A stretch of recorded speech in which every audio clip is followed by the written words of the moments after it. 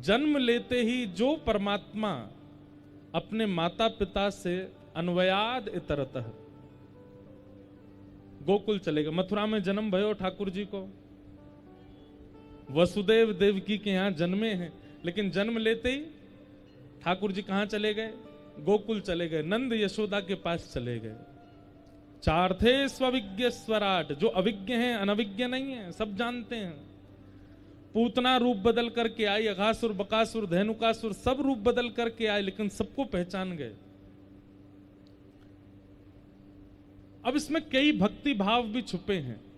जैसे अन्वयाद तरतः ठाकुर जी चले गए, इसका मतलब क्या है?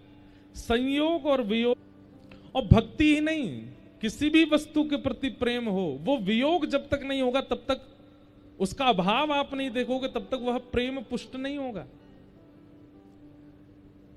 रोटी की कीमत वो ज्यादा जानते हैं जिनको रोटी पाने को नहीं मिलती। जल की कीमत वो ज्यादा जानते हैं जिनको नहाने के लिए भी जल नहीं मिलता। कई बार भक्त माता, भक्त पिता, भक्त भैया, भक्त बहन, भक्त पति, भक्त बच्चे, सब कोई भक्त भक्त हो जाते हैं ना, तो एक उनमें से ऐसा होता है कि उसके अंदर भक्ति होती ही नहीं है। क्यों? बहुत सहजता में मिल गई। पूरी अयोध्या का इतना सुंदर वर्णन किया गया, लेकिन फिर भी मंथना नहीं बदली, उसके चित्त में तनिक प्रेम नहीं आया। तो कभी कभी वियोग का होना बहुत जरूरी है। आप लोग वृंदावन से दूर रहते हैं और वृंदावन से बहुत प्रेम करते हैं, तो वृंदावन से जो दूरी है ना, ये वरदान है आपके लिए कि आप दूर रहते हो, इसीलिए वो प्रेम और बढ़ रहा है। जो लोग वृंदावन में नित्य रहते हैं, वृंदावन में ही उठते, वृंदावन में ही सोते, वृंदावन में ही खाते, कहीं ना कहीं वृंदावन इतना मात्रा में उनको प्राप्त हो गया कि वो वृंदावन के मूल रूप को पहचान नहीं पाते। हम अपनी बात कर रहे हैं, हम व्यास मंच से वृंदावन के स्वरूप का वर्णन इसलिए कर पाते हैं क्योंकि वृंदावन से दूर रहते हैं, क्योंकि वृंदावन में जन्म लेकर के भी वृंदावन से बहुत बाहर रहने का अवसर मिलता है, मतलब वियोग। तो ठाकुर जी जन्म लेते ही माता पिता से दूर चले गए, इसका मतलब क्या है? भक्ति जीवन में आए और आकर के अगर विरह ना देवे तो समझिएगा भक्ति पुष्ट नहीं होगी आपकी। विरह तो होगा, व्याकुलता तो होगी, सबको तो नहीं, पर हां 7वें दिन जब कथा विश्राम होगी यहां पर कई लोगों का चित्त बहुत व्याकुल हो जाएगा कि अब हम कैसे करें, अब हम क्या करेंगे, अब तो कथा पूरी हो गई, अब कैसे निकलेगा समय। ये विरह व्याकुलता आवश्यक है। किसी की भक्ति में यदि वो जो चाहता है वो मिल जाता है। उसकी इच्छा हुई कि ठाकुर जी का उत्सव करना है, कर लिया। उसकी इच्छा हुई ठाकुर जी का श्रृंगार करना है, कर दिया। ठाकुर जी को बद्रीनाथ ले जाना है, ले गया। आप जैसा भक्ति में विचार करते हैं वो वैसा पूर्ण होने लग जाता है। इसका मतलब आपको वियोग नहीं मिला, और वियोग ना मिलने के कारण भक्ति पुष्ट नहीं हो पाती। भक्ति की पुष्टता में तो वियोग आवश्यक है। तो ठाकुर जी अपने माता पिता को, जन्मदात्री माता पिता को छोड़ के अन्वयाद इतरतः गोकुल चले गए। और वहां भी कैसे रहते हैं? बोले चार थे स्वविज्ञ स्वराट, सबसे विज्ञ हैं। कौन आर्थी है, कौन अर्थार्थी है, सबसे विज्ञ हैं, सब जानते हैं। और कैसे हैं? बोले स्वराट, कृष्ण परक अर्थ है। गोपियां कभी कभी ठाकुर जी से मक्खन छुपा करके अंधेरे में धर देती हैं। लाला अंधेरे ते भय लगे, भीतर ना आवे को। लेकिन ठाकुर जी कैसे हैं? बोले स्वराट। एक कृष्ण करणामृत ग्रंथ है, उसमें विल्लु मंगल जी वर्णन करते हैं, बहुत ध्यान से सुनिएगा। हमारी किशोरी जी राधा रानी और ठाकुर जी को प्रकाश में नहीं देखती हैं। जब निकुंज में लीला होती है तो किशोरी जी ठाकुर जी को लेकर सघन वन में जाती हैं, जहां पर गहरा वन हो, सूर्य का प्रकाश भीतर ना आ पाता हो। एक दिन गोपियों ने पूछा, हे श्यामाजू, एक तो श्याम सुंदर पहले से ही इतने कारे, ये सांवरे हैं, ऊपर ते आप इनको अंधेरे वन में ले जाती हो, बिल्कुल जहां सूर्य का प्रकाश नहीं आ, इसीलिए हमारे ठाकुर जी का नाम कुंज बिहारी। कुंज बिहारी मतलब जो ऐसे लता पत्रों की कुंज के भीतर रहते हैं उनका नाम है कुंज बिहारी। ठाकुर जी प्रकाश में नहीं रहते, सूर्य के नीचे नहीं रहते, वृक्ष के नीचे रहेंगे, कुंज निकुंजों में रहेंगे, सघन वन में रहेंगे। तो किशोरी जी से पूछा कि आप ठाकुर जी को सघन वन में क्यों ले जाती हो? तब किशोरी जी कहती हैं, अरे मैं तो को कहा बताऊं, ये नंद जी को लाला प्रकाश में जितना सुंदर लगे ना, ये अंधेरे में बातें ज्यादा सुंदर लगे। बोले क्यों? बोले ज्यों ज्यों अंधेरो है तो जावे, ज्यों ज्यों सघन वन प्रकट होवे, त्यों त्यों कृष्ण के जो वास्तविक अंग की कांति है। ठाकुर जी का वर्ण भी कृष्ण है और कांति भी कृष्ण है, मणि की तरह चमकते हैं ठाकुर जी। बोले जब सघन वन में, घनघोर वन में भीतर जाते हैं जहां सूर्य का प्रकाश नहीं, वहां ठाकुर जी के रों रों चमकते हैं, वहां ठाकुर जी का मुख गाल चमकता है, ठाकुर जी के कर्णरंध्र चमकते हैं, नाक चमकती है, ठाकुर जी का मुख ऐसे जैसे मानो कोई मणि चमक रही हो, और उन श्री कृष्ण का दर्शन अद्भुत होता है। तो विल्लु मंगल जी कहते हैं कि ठाकुर जी जितने अंधेरे में जाते हैं, जितनी अमावस्या की रात होती है, श्याम सुंदर उतने ज्यादा प्यारे लगते हैं। क्यों? क्योंकि उनकी कांति कृष्ण है, स्वराट। ठाकुर जी को प्रकाशित होने के लिए सूर्य चंद्र की आवश्यकता नहीं है, वो स्वयं से प्रकाशित रहते हैं। कई लोगों को आपने देखा होगा, आप लोग तो इतनी सभा में नहीं जाते, हम तो बहुत सभाएं करते हैं, कथा ही करते हैं। किसी किसी व्यक्ति की कांति ऐसी होती है कि सभा में 1000 लोग हैं लेकिन वही दिखता है और किसी पर दृष्टि नहीं पड़ती। उससे बढ़िया वस्त्र पहन के कोई आ जाए, उससे बढ़िया दिखने वाला कोई आ जाए, हुष्ट पुष्ट आ जाए, लेकिन एक व्यक्ति की मुखमंडल की कांति ऐसी होती है कि हजारों में वो अकेला दिख जाता है। और विशेष रूप से संतों में आप इस चीज का दर्शन करोगे। आप हजारों की तादाद में जब देखोगे किसी को, तो एक महापुरुष जो जिसका भजन श्रेष्ठ है, जिसकी भावना श्रेष्ठ है, वो अलग ही दिखेगा सबसे। क्यों? क्योंकि भजन मुख में नहीं होता, नाम में, जीव में नहीं है, उसकी कांति में आने लग जाता है। ठाकुर जी की कांति कृष्ण है, कर्षतीत कृष्ण, जो कर्षण करे, आकर्षण करे, अपनी ओर खींचे, ऐसी कांति है श्री कृष्ण की। आप लोग वृंदावन दर्शन किए बिहारी जी का, राधा रमण जी का, राधा वल्लभ जी का।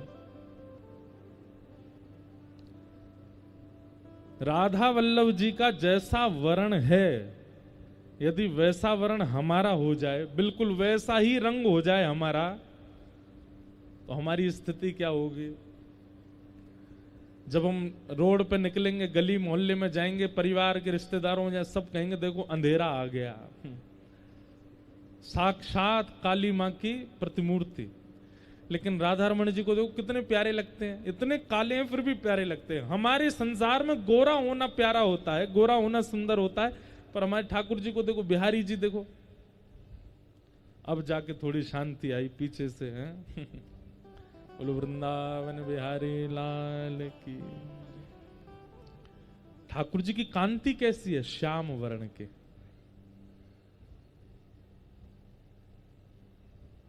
ब्रज जन प्रियतम बाल मुकुंदम राधा रमणम हरे हरे राधा रमणम हरे हरे।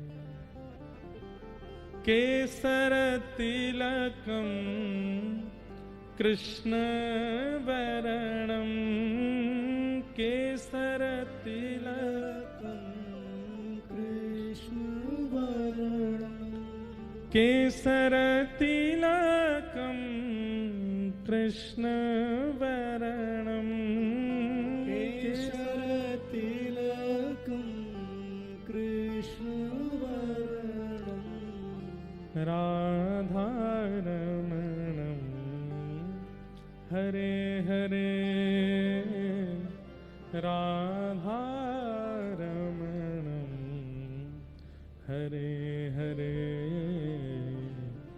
ब्रज जन प्रियतम बाल मुकुंदम राधारमणम हरे हरे राधारमणम हरे हरे। कृष्ण वर्ण है ठाकुर जी का। आहा, इदानिम कृष्णताम गतः। लेकिन फिर भी कैसे हैं? बोले स्वराट, प्रकाशित रहते हैं ठाकुर जी। कितनी भी अंधेरे में छिपाए दें गोपी ले जाके मटको, लेकिन ठाकुर जी जैसे जैसे अंधेरे में प्रवेश करते हैं वो स्वयं ही चमकने लग जाते हैं और उनको दिख जाता है कहां क्या है। ब्रह्म परक अर्थ ऐसा है कि सूर्य चंद्र को भी जो अपने अपने से तेज प्रदान करते हैं, प्रकाशित करते हैं, वो स्वराट। और तेने ब्रह्म हृदय आदि कवि, आदि कवि ब्रह्मा को भी जिन्होंने अपनी लीला से ज्ञान प्रदान किया। संपूर्ण कृष्ण लीला है एक ही श्लोक में। जब ग्वाल बालों का हरण करके ले गए ब्रह्मा जी, तब ठाकुर जी ने अपनी बाल लीला से उनके चित्त का जो संशय था उसको विनाश किया, उसको दूर किया। मुह्यन्ति यत् सूरय, अपनी लीला पर गिरिराज धारण करके देवताओं के राजा इंद्र को भी जिन्होंने मुह्यन्ति मोहित कर लिया। चरणों में आकर के प्रार्थना करने लगा इंद्र, पिता गुरुस्त्वम जगतामधीशो, आप मेरे पिता हैं, आप मेरे गुरु हैं, आप जगत के पिता गुरु हैं, मुझे क्षमा करें। ऐसे श्री कृष्ण यत्रत्र शर्गोम वृषा, जिनकी लीला से यह माया रूपी सृष्टि भी कभी कभी सत्य सी प्रतीत होने लगती है। जो सृष्टि अमृष है, सत्य नहीं है। एक पानी के उठे बुदबुदे की तरह है, कभी भी नष्ट हो सकती है। लेकिन इसका अर्थ करते हुए हमारे ब्रज के रसिक संत कहते हैं कि अगर कृष्ण भक्ति चित्त में है तो यह सृष्टि भी कहीं ना कहीं सार्थक लगेगी, ये माया भी सार्थक लगने लगेगी। जिनकी लीला, जिनकी कथा, जिनका स्मरण, जिनका नाम इस पृथ्वी की स्थिति को सार्थक बनाता है। धामना स्वेन सदा निरस्त कुहकम सत्यम परम धीमहि। ऐसे ठाकुर जी जिन्होंने 3 स्थानों पर लीला की, ब्रज धाम, द्वारिका धाम और हस्तिनापुर, और तीनों लीलाओं को करते हुए अंत में उद्धव को अपना ज्ञान उपदेश प्रदान करते हुए, भागवत धर्म का निरूपण करते हुए, वही परम सत्य अपने स्वधाम को प्रस्थान कर गए। ऐसे परम सत्य श्री कृष्ण को हम बारंबार प्रणाम करते हैं, उनको वंदन करते हैं। सत्यम परम धीम, सत्य और परम सत्य।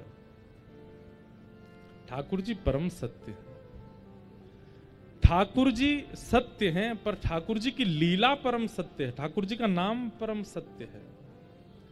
ऐसे परम सत्य परमात्मा को हम वंदन करते हैं। सत्यम परम धीमहि। 3 बार सत्य की वंदना है भागवत जी में, प्रारंभ में, मध्य में और विश्राम में। सत्यव्रतम सत्य परम सत्यम सत्यस्य योनिम निहितम च सत्ये सत्यस्य सत्य मृत सत्य नेत्रम सत्यात्मकम त्वाम शरणम प्रपन्ना। श्री कृष्णावतार के समय देवता 9 बार सत्य कहते हैं ठाकुर जी को, और अंत में भी सत्यम परम धीमहि कह करके मानो सत्य सत्य सत्य 3 बार आदि मध्य और अंत में कहकर के वेदव्यास जी कहते हैं कि श्री कृष्ण अंश नहीं है, श्री कृष्ण कला नहीं है, श्री कृष्ण परिपूर्ण अवतार है भगवान का। इसलिए उनके शरण में। आपको बताएं, आद्य गुरु शंकराचार्य जी की हम चर्चा कर रहे थे, जो स्वयं शंकर हैं। आपकी माता जी के अंतिम काल में आद्य गुरु शंकराचार्य जी ने भी भगवान श्री कृष्ण की लीला सुनाई अपनी मैया को, और सुंदर कृष्ण ठाकुर जी की लीला के ऊपर सुंदर एक स्तोत्र रच करके मां को सुनाया और अंतिम श्वास निकलने से पूर्व साक्षात श्री कृष्ण के दर्शन करा दिए अपनी मां को, तब वैकुंठ की प्राप्ति हुई मां को। श्री कृष्ण साक्षात पर ब्रह्म है, साक्षात परिपूर्ण ब्रह्म है। अब आप लोग कहेंगे, एक बात हमारी बहुत ध्यान से सुनिएगा, कई बार प्रश्न होता है कि भगवान श्री कृष्ण जब परब्रह्म थे तो फिर ऐसी कभी कभी कहीं कहीं हल्की लीला क्यों की उन्होंने? गोपियों के साथ रास विहार करके प्रश्न चिन्ह छोड़ गए, अनेक अनेक 16,108 विवाह करके प्रश्न चिन्ह छोड़ गए।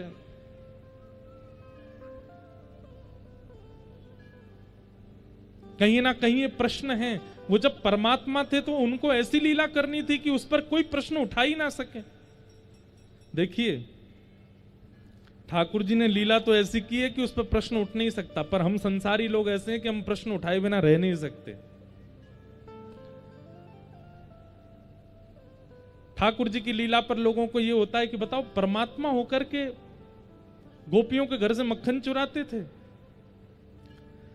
भगवान जानते थे कि कलयुग आने वाला है और कलयुग के लोगों को ज्ञान परख लीला करके मैं सनातनी बना दूं, धर्म का पालन करवा दूं, वो हो नहीं पाएगा। उसके लिए मुझे अपनी प्रभुता त्याग करके सामान्यों की तरह लीला करनी पड़ेगी। और वो सामान्य सहज दैन्य युक्त लीला जब होगी और उसको जब कलयुग के लोग सुनेंगे, तब जल्दी सनातन के प्रति उनका प्रेम बढ़ेगा। अब श्री कृष्ण कौन है? परमात्मा। श्री कृष्ण कौन है? पर ब्रह्म है। जिनकी भ्रकुटी टेढ़ी करने पर पृथ्वी पर भूचाल आ जाता है, वो परमात्मा। उनकी वृंदावन में स्थिति क्या है? बड़ी सुंदर लीला है। एक गोपी यशोदा मैया के पास आई, मैया ते आके बोली, मैया मेरे घर में आज पूजन होएगा। ब्रजभाषा समझोगे आप लोग? मेरे घर में आज पूजन होएगा। मैया बोली, अच्छा तो मैया आपके गौशाला में सुरभि गाय है और सुरभि गैया का जो गोबर है ना, उस गोबर में से एक अद्भुत सुगंधी आती है। तो मेरा मन है कि आपकी सुरभि गैया को गोबर में अपने घर ले जाऊं और वही को चौका करूं, तब पंडित जी आके वैदिक मंत्र बोले और अनुष्ठान होएगा घर पे। आपकी आज्ञा हो तो मैं सुरभि को गोबर ले जाऊं। 9 लाख गैया है यशोदा मैया के यहाँ। मैया बोली, ये वो कोई पूछवे की बात है? अरे गोबर कोई पूछ के लिए हो जाए? सामने गौशाला, इतनी गैया हैं, गोबर कर रही हैं, जा सुरभि को ले ले, थोड़ा बहुत गोबर ले जा अपने घर। लेकिन ये सारी बातें ठाकुर जी सुन रहे थे भीतर खड़े खड़े। ठाकुर जी निकल के बाहर आए, मैया जी तेने कहा कियो? मैया बोली, कहा भैया तेने वह गोपी को कैसे कह दे कि तू गोबर ले जा? मैया बोली, लाला तू भी ऐसी बात करे, तू तो ऐसे यहां पूछवे आगो जैसे वो सोनो ले जा रही हो, चांदी ले जा रही हो, रत्न ले जा रही हो। अरे मैया तू बहुत बोरी है, तू जाने ना है? तो को पता 33 कोटि देवता गैया में रहे में? बोले हाँ। बता लक्ष्मी कहां रहे वे?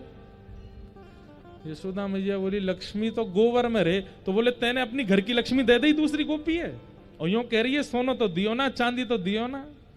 मैया जा घर में गैया को गोबर ना गिरे ना, वहां घर ते लक्ष्मी चली जाए, और तेने अपनी घर की लक्ष्मी दे दी वाह, मैं तो ना ले जान दूंगा। यशोदा मैया हंसन लगी, अच्छा तो तू जा, तू गोपी से बात कर ले। अब ये पर ब्रह्म की लीला है, परमात्मा की लीला है। सुनो, ठाकुर जी गए गोपी के पास, जाके खड़े गए, ऐरी गोपी, हाँ लाला, ऐसी मुफ्त में ले जाएगी तू गोबर है? कछु दे के जानो पड़ेगा तो है। गोपी बोली, लाला गोबर की कोई रकम होवे, गोबर को कोई दाम होवे? अरे हम गोकुल में रहे जहां लाखों गौवंश, वहां को नाम गोकुल है, अनेकों गोबर हैं सब जगह, लेकिन मोको तो सुरभि को गोबर चाहिए, हमारे लेवे आ गई, और या को कोई दाम थोड़ी होयो करे। ठाकुर जी बोले, नहीं हम तो दाम लेंगे। बता गैया कौन की? बोले लाला तेरी। या गैया ने जो चारों खाए वो चारों कौन को? बोले लाला तेरो। वह चारों को पैसा दे के खरीद के कौन लाया? बोले हमारे पिताजी।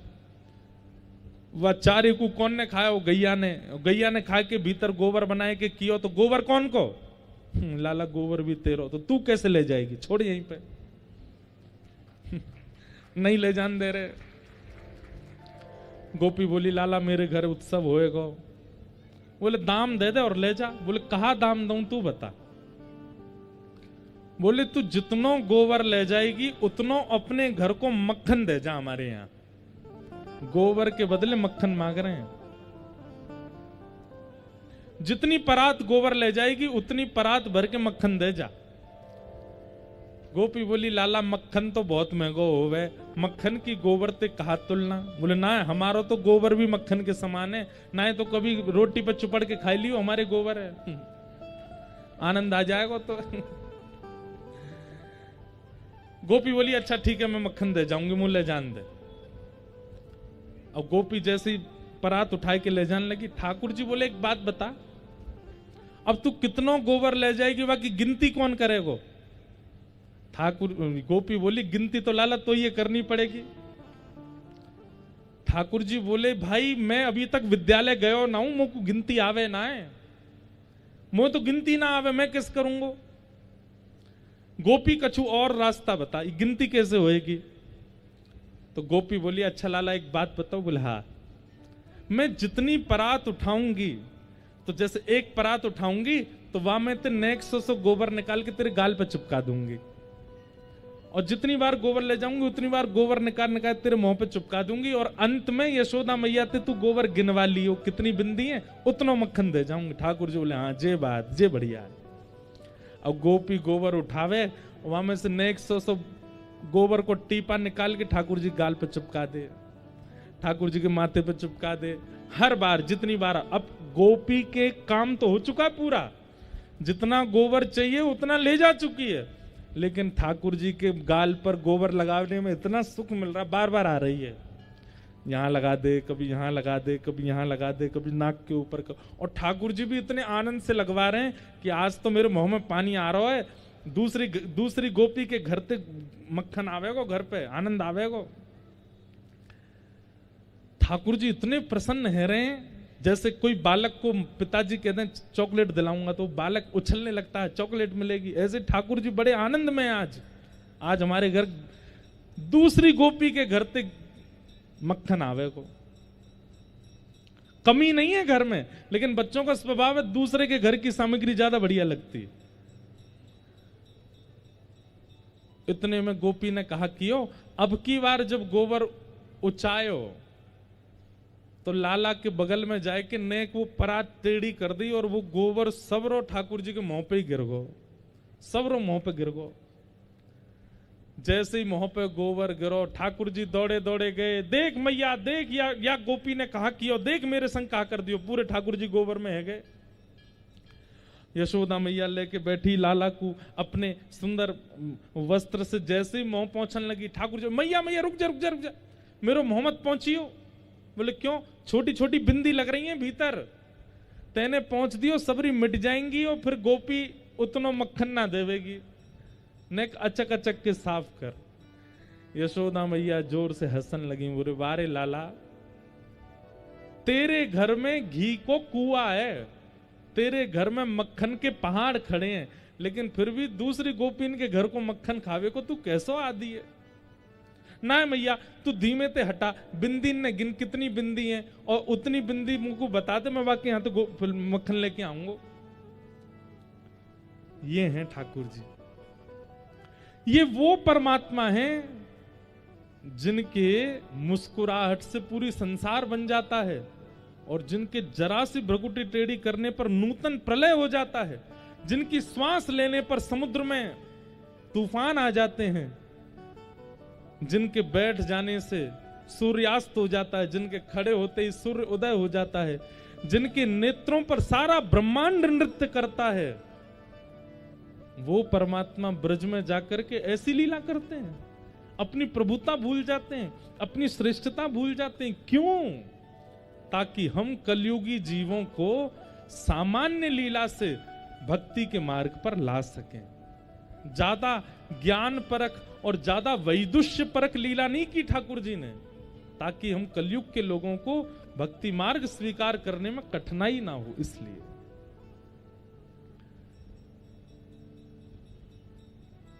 अब श्री कृष्ण की लीला अगर ऐसी होती कि भगवान जन्म लेते ही उनको सोने का मुकुट धरा दिया गया, सोने के वस्त्र आभूषण धरा दिए गए, ठाकुर जी रोते भी नहीं है, ठाकुर जी तो अपनी अवस्था में रहते हैं, वो तो परमात्मा हैं, वो तो धीमे धीमे कभी कभी आंख खोलते हैं। 4 महीना के ठाकुर जी सिंहासन पर बैठ के दुनिया को दर्शन देते हैं, फिर भीतर चले जाते हैं, ध्यान में बैठ जाते हैं। अगर ऐसी लीला ठाकुर जी की होती तो कृष्ण से कोई प्रेम नहीं कर पाता। ये प्रेम क्यों कर रहे हो आप ठाकुर जी से? क्योंकि वे अपनी प्रभुता त्याग करके लीला कर रहे हैं, अपनी प्रभुता छोड़ करके लीला कर रहे हैं। और उस लीला को करने का एक ही उद्देश्य, मुझे और आपको प्रेम भक्ति मार्ग प्रदान करना।